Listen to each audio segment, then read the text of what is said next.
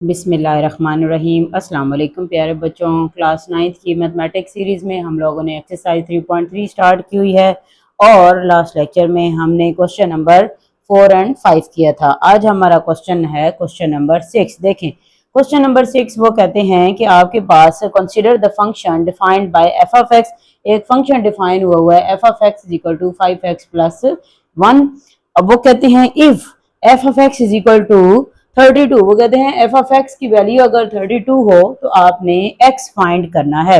अब पीछे जितने क्वेश्चन दिए हुए थे वहां पर एफ ऑफ एक्स की जगह पर वहां वैल्यू कुछ दी हुई थी और इक्वल टू भी कुछ वैल्यू गिवन थी हमारे पास, यानी कि गिवन कंडीशन के मुताबिक हमने क्वेश्चन को सॉल्व किया था और कांस्टेंट टर्म ए और बी की वैल्यू फाइंड की थी। ये भी कुछ क्वेश्चन इसी तरह का है। यहाँ पर एक स्टेप उस लास्ट क्वेश्चन से कुछ थोड़ा सा कम है। देखें कैसे कम है। यहाँ पर देखें हमारे पास एक चीज ऑलरेडी है, f of x is equal to 5x plus 1। अब एफ ऑफ एक्स की वैल्यू कितनी दी हुई है, 32 दी हुई है, तो हम लिख सकते हैं by condition f of x is equal to 32। 32 is equal to 5x plus 1 हो जाएगा, क्योंकि हमने x की वैल्यू फाइंड करनी है। अब यहाँ पर जो आपके पास 1 दिया हुआ है, सबसे पहले इधर दूसरी तरफ शिफ्ट करेंगे इसको, ये आ जाएगा हमारे पास 31 और ये आ गया 5x। 5x के हमने क्या करेंगे, अब 5 लिखा हुआ है, 5 को इक्वल के दूसरी तरफ शिफ्ट करते हैं तो वो आंसर आ जाएगा x डिवाइडेड बाय 5 ने भी आना है। अब अगर हम इसको पॉइंट में भी निकाल कर दिखा देते हैं और सही में भी क्वेश्चन निकाल कर आपके पास दिखा देते हैं, अगर हम इसको पॉइंट में निकालें तो पॉइंट में आएगा 6.2x की वैल्यू आ जाएगी।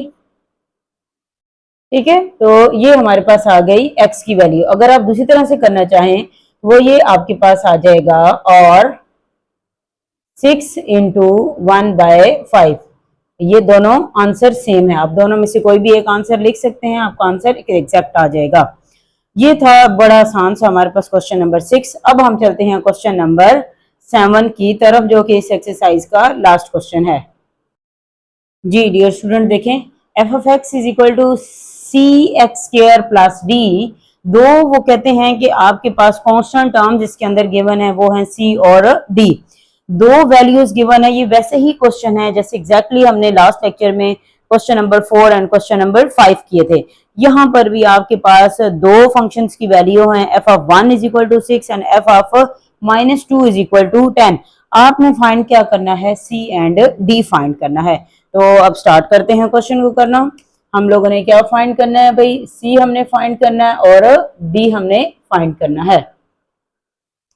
अब ओके जी, सी अब देखते हैं कि हम लोग कैसे फाइंड करेंगे और डी कैसे फाइंड करेंगे। तो सबसे पहले हम लोग अपना पहला फंक्शन लिख लेते हैं। पहले फंक्शन को हमने सॉल्व करना है, तो इक्वेशन में F of 1 F of x की जगह पर क्या आ जाएगा, 1 इक्वल टू 6। क्वेश्चन के अंदर जो क्वेश्चन हमारे पास है f of x is equal to c x square plus of d. पहला फंक्शन हम लोग फिल करते हैं। पहला फंक्शन हमारे पास क्या दिया हुआ है, हमारे पास ये वाली टर्म है, इसको हम लोग फाइंड करते हैं। ये आपके पास आ जाएगा 1 का स्क्वायर प्लस ऑफ डी। तो हमारे पास एफ ऑफ 1, अब यहाँ पर एक और चीज भी हम डायरेक्ट जल्दी से कर लेते हैं। एफ ऑफ 1 की वैल्यू क्या दी हुई है, एफ ऑफ 1 की वैल्यू हमारे पास क्वेश्चन में देखें एफ ऑफ 1 बराबर है 6 के, तो ये आ जाएगा सी प्लस डी और हम इसको अपनी इक्वेशन नंबर 1 कह लेंगे। अब हम लोग दूसरे फंक्शंस की मदद से, जो दूसरी हमारे पास कंडीशन दी हुई है उसकी मदद से हम लोग दूसरी इक्वेशन फाइंड करते हैं। F of -2 is equal to 10, दूसरी आ गई f of -2 is equal to 10। F of -2 है, तो अब फिर से हम लोग अपनी इक्वेशन लगाएंगे। अब एफ ऑफ एक्स की जगह पर हमने क्या लगा देना है, एफ ऑफ -2 का square plus D. F of -2 किसकी इक्वल है भाई, 10 के, ये आ जाएगा 10 सी 2 का स्क्वायर कितना आ जाएगा 4c इंटू डी, ये इक्वेशन नंबर बन जाएगी 2।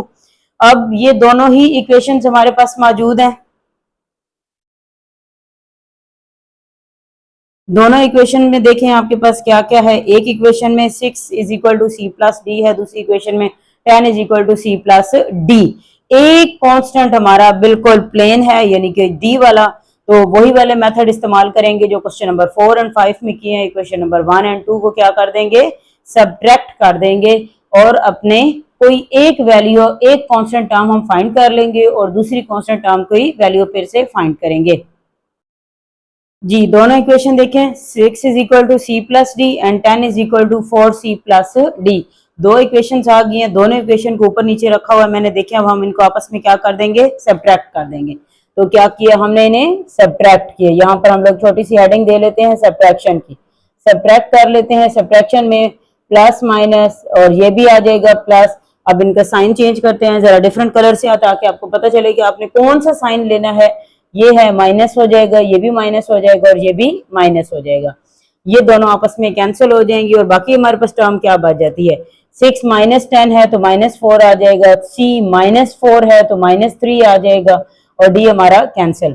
Minus 4 over minus 3 is equal to C, minus minus cancel, तो सी की वैल्यू आ गई 4 ओवर 3। ये हमारे पास आ गई सी की वैल्यू। अब सी की इस वैल्यू की मदद से हम लोग डी की वैल्यू फाइंड करेंगे। आप अपनी मर्जी की एक इक्वेशन नंबर 1 और 2 में सी की जगह पर पुट करेंगे 4/3 और डी आंसर आ जाएगा। तो हम लिख देते हैं put c is equal to 4/3 in equation number 1 में कर लेते हैं। 6 is equal to c plus d, c की जगह पर लिखेंगे 4/3। यहां तक आ गया हमारे पास। अब 4/3 को इक्वल के दूसरी तरफ शिफ्ट करते हैं।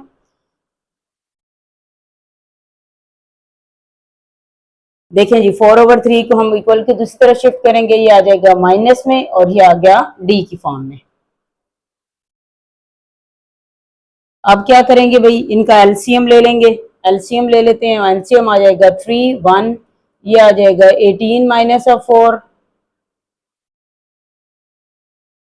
Is equal to d. 18 में से 4 माइनस किया तो ये आ गया 14/3 इज इक्वल टू डी। तो डी की वैल्यू आ गई 14/3 और सी की वैल्यू थी 4/3। ओके जी, अब हमारी एक्सरसाइज का क्वेश्चन नंबर 7 भी मुकम्मल हो चुका है और इसके साथ ही हमारी एक्सरसाइज 3.3 भी मुकम्मल हो चुकी है। इंशाल्लाह अब नेक्स्ट लेक्चर में हम इसी चैप्टर की रिव्यू एक्सरसाइज को जरा जल्दी से सॉल्व करेंगे। कुछ ऐसे क्वेश्चन जो आप ऑलरेडी कर चुके हैं उनको इग्नोर करके हम जल्दी से अगले क्वेश्चंस करेंगे जो थोड़े से डिफिकल्ट होंगे। तो उस वक्त के तक के लिए अल्लाह हाफिज, थैंक यू सो मच।